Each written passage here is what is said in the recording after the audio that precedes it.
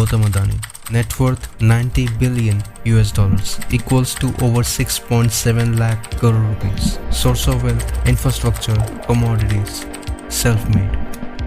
In the last 12 months, Reliance Industries' share price has gone up by 18.5%, whereas for Adani Enterprise Limited, this number is around 170%, which means the share price has more than doubled, adding nothing but only $41.5 billion to his fortune. On February 4th, he overtook Meta Platform CEO Mark Zuckerberg. He even became the richest man in India and Asia, and the 10th richest man in the world, overtaking Mukesh Ambani on 11th of February. This year alone, his wealth has grown by $12 billion. He has now complete domination in sectors such as renewable energy, ports, airports, logistics, power distribution, defense and aerospace, real estate, even in cooking oils and food products. He has personal helicopters, private planes, luxurious bungalows all over the world. His car collection includes Ferrari, BMW 7 Series, Rolls-Royce. And it all started from zero. And this journey consists of 5 phases. Ladies and gentlemen, this is the ruthless rise of Gautam Adani.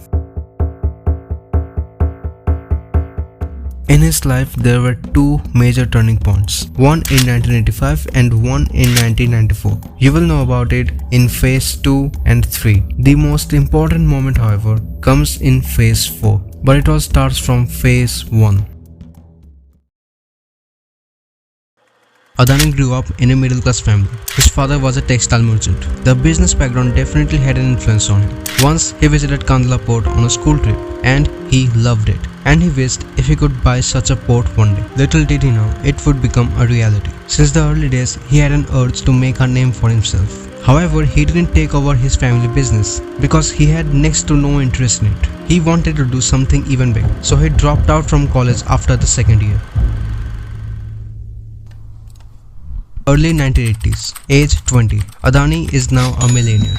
At the age of 18, he had moved to the land of opportunity, Bombay, and began his own diamond brokerage firm, and it worked fantastically well. But for him, it was just the beginning. You see, he had something called ambition, lots of it. And with ambition comes taking risk. So he took some. In 1985, he began to import primary polymers for small-scale industries. After the government relaxed some import norms, it was a big step for him, but doing something like hitting the like button would be far easier for you. In 1988, he established Adani Exports, mainly related to agriculture and power commodities. Things were going well, but then the phase 2 took place. See, the year was 1991, which means it was the moment to shock the system.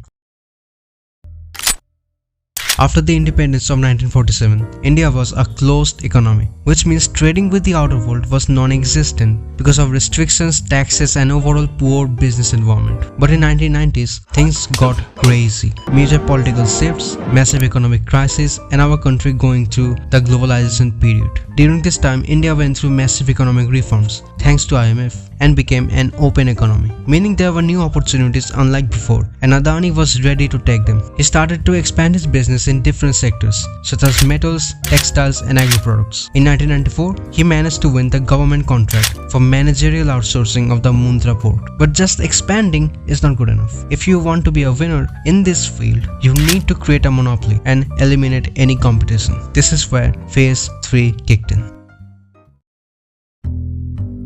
Taking over everything at once is not possible. You need to stay focused on one sector for a while, get to the top, and then widen the gap between you and the runners-up so much that it is almost impossible for you to lose the top spot. Well, unless you fuck everything up. But Adani is not here to fuck things up. This guy has balls of steel. In 1995, he took the first step by setting up his first jetty, which was under control of Adani Ports and ACZ, and APSEZ became the largest private multi-port operator. In 1996, he looked to power sector. He extended Adani Group with Adani Power. And you know what happened next. Today it holds thermal power plants with a capacity of 12,450 megawatts and is the largest power producer of India. From 2009 to 2012, he took over Abbot Point Port in Australia and Carmichael Coal Mine in Queensland. His influence started to increase even outside of India, but that wasn't it. He also expanded his reach into data centers, real estate, airports, aerospace and defense. Adani Group is the biggest airport operator in India. You can call it a rapid monopolization stage where he established complete domination. But the decision that made him the richest man in Asia lies in phase 4.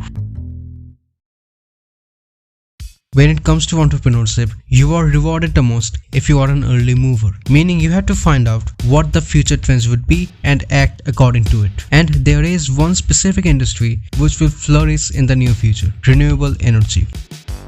With each and every day passing by, the amount of coal, fossil fuels, natural gas is going south. With that, the demand of solar energy, wind power, hydroelectricity is increasing every year. Adani Power, the thermal power production firm, was mainly based on coal. He needed to adapt his business strategy to secure his company's legacy. So he did. In December of 2021, stunning everyone, Adani won the world's largest solar bid by the SECI worth $6 billion. They also took over SoftBank's SB Energy at $3.5 billion, one of the largest deals in India's renewable energy sector, again pointing out his ruthlessness. His new company, Adani Green, has taken the project of an 8,000 megawatt photovoltaic power plant. Adani Solar will make additional 2000 megawatt solar cell in future. Firms like Adani Total Gas and Adani Transmission has performed brilliantly, the former jumping by around 370% and the latter rising by 250%. He is still planning to invest additional $70 billion in the next decade across this newly emerging sector, aiming to be the world's largest renewable energy producer. With this amount of success, today the Phase 5 seems very much a reality. The way things are going, we will come to a stage which may sound a bit crazy. Adani Group will become so powerful in the coming days that it will be a controlling force in our day-to-day activities. Some may say they already are. The reach of Adani Group will spread even more. More sectors followed by complete domination and more profits, and then look for more sectors. This cycle at the end will lead towards gaining total control of our lives. Like, think about it. Your cooking oil and fruit products, ports and airports by which majority of the country's trading is done, power generation and transmission which is essential to run your electronic devices, defense equipments to make our country stronger. Adani Group has hands on all of them. He is just like a government, and with time his influence will go only upwards. For reasons, he went through several controversies. One in Australia because of his coal mine project, one in India as some critics stated that his success is due to his close relation with our Prime Minister Narendra Modi, stating the federal government under him relaxed airport bidding rules. He is accused of several corrupt activities such as exploiting workers, bribing custom officials, the police, State Pollution Control Board, and more. Your view towards this man can be good or bad, but you have to accept he did all of this with his hard work, determination, and obviously ruthlessness.